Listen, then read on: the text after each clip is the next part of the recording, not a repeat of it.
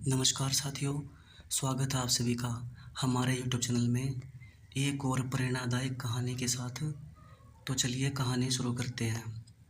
एक शहर में एक मोची अपने परिवार के साथ रहता था। उसके घर के पास ही उसकी एक छोटी सी दुकान थी, जहां वह जूते बनाने और बेचने का काम किया करता था।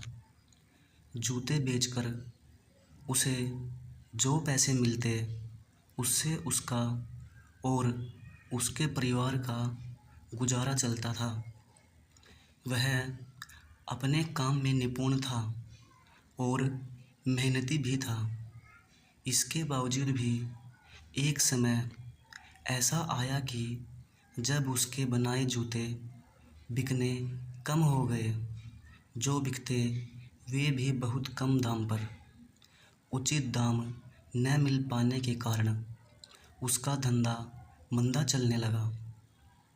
उसकी दुकान पर आने वाले ग्राहकों की संख्या भी कम हो गई। नतीजतन उसकी जमा पूंजी भी समाप्त होने लगी।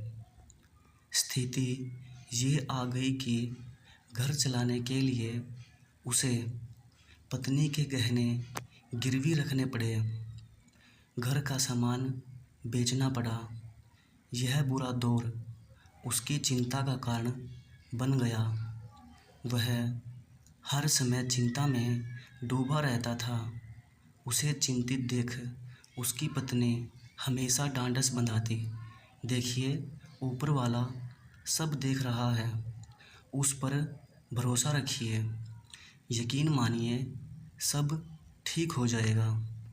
पत्नी की बात पर वह मुस्कुरा देता, लेकिन अंदर ही अंदर चिंता में घुलता रहता। उसकी दुकान में जूते बनाने का सामान भी ख़त्म हो चला था। तैयार जूतों में बस एक जोड़ी जूते बचे थे, जिसे खरीदने दुकान पर कोई ग्राहक नहीं आ रहा था। एक दिन वह अपने बनाए आखिरी जूते बेचने बाजार चला गया। जूते बिक गए। जो पैसे मिले उससे उसने घर की ज़रूरत का कुछ सामान खरीदा और घर वापस आने लगा। रास्ते में उसे एक गरीब बूढ़ी औरत दिखाई दी। उसने कुछ पैसे देकर उसकी मदद की और घर चला आया। शाम को जब वह अपनी दुकान में गया तो देखा कि वहाँ चमड़े का बस एक छोटा सा टुकड़ा बचा हुआ है। उस टुकड़े से सिर्फ एक जूता बन सकता था। उसने जूते बनाने के लिए चमड़ा तो काट लिया, लेकिन रात हो जाने के कारण जूते नहीं बना पाया। अगले दिन जूते बनाने का सोच वह घर आकर सो गया। अगली सुबह वह जब अपनी दुकान पर गया तो चकित रह गया। जहाँ वह चमड़ा काटकर रख कर गया था, वहाँ बहुत ही सुंदर जूते रखे हुए थे। इतने सुंदर जूते उसने कभी नहीं देखे थे। उन्हें बेचने जब वह बाजार गया तो उसे उसके बहुत अच्छे दाम मिले। वापसी में घर के लिए कुछ सामान के साथ ही उसने जूते बनाने का सामान भी खरीदा। कुछ पैसे उसने ज़रूरतमंदों को दान में भी दिए। उस रात उसने 2 जूते बनाने के लिए चमड़ा काट कर रखा। अगली सुबह दुकान में उसे 2 जोड़ी सुंदर जूते मिले। वह हैरान था। जब उसने यह बात अपनी पत्नी को बताई तो पत्नी बोली, देखा, मैंने कहा था ना कि ऊपर वाला सब देख रहा है। उसका ही आशीर्वाद है कि कोई नेकदिल इंसान हमारी मदद कर रहा है। मोची के चमड़े काटकर छोड़ने और फिर अगले दिन बने बनाए जूते मिलने का सिलसिला जारी रहा।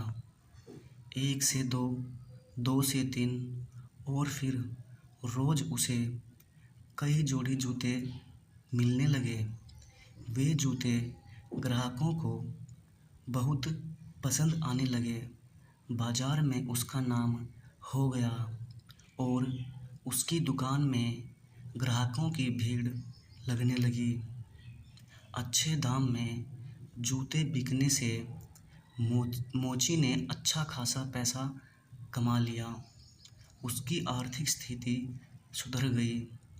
वह और उसकी पत्नी सदा मन ही मन उन नेक दिल लोगों का धन्यवाद करते थे जो रोज़ रात उनकी दुकान पर आकर जूते बना जाते थे।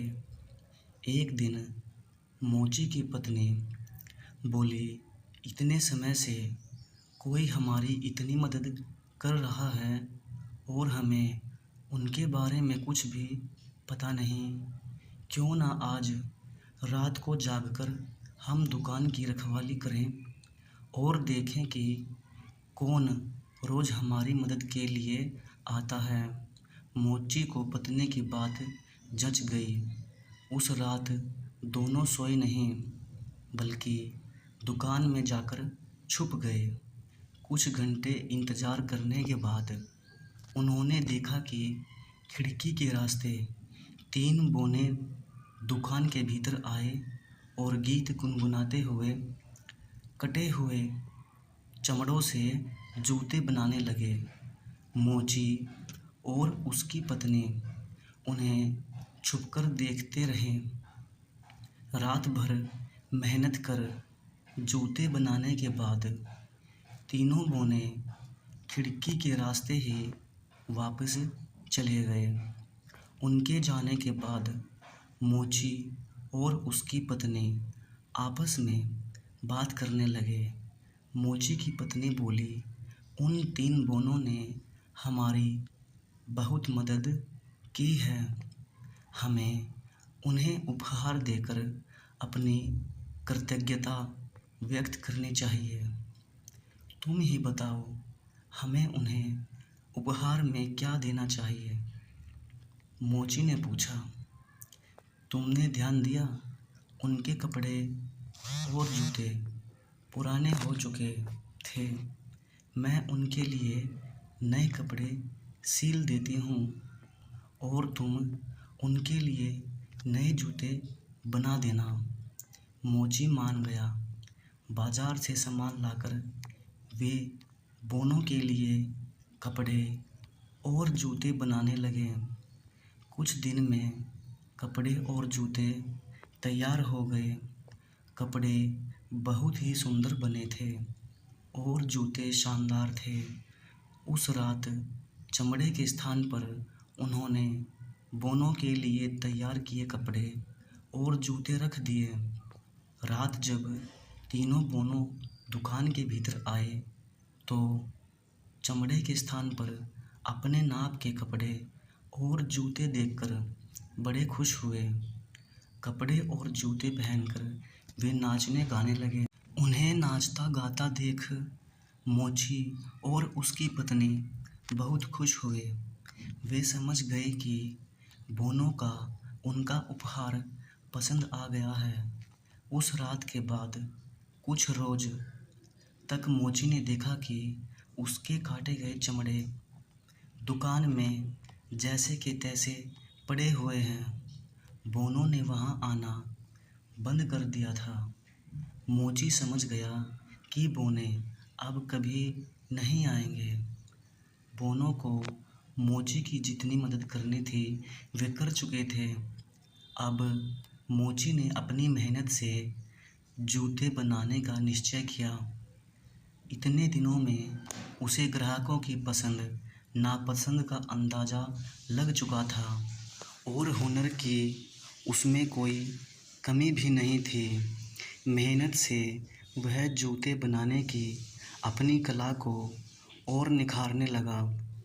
अब उसके बनाए जूते भी बोनो द्वारा बनाए गए जूतों से ज़्यादा सुंदर थे। ग्राहकों को उसके बनाए जूते भी पसंद आने लगे। वे उसकी दुकान में आते रहे और उसकी दुकान सबसे सुंदर जूतों वाली दुकान के रूप में शहर भर में मशहूर हो गई। धन्यवाद। कहानी अच्छी लगे तो चैनल को लाइक सब्सक्राइब ज़रूर कीजिएगा और दोस्तों के साथ शेयर ज़रूर कीजिएगा। तब तक के लिए नमस्कार।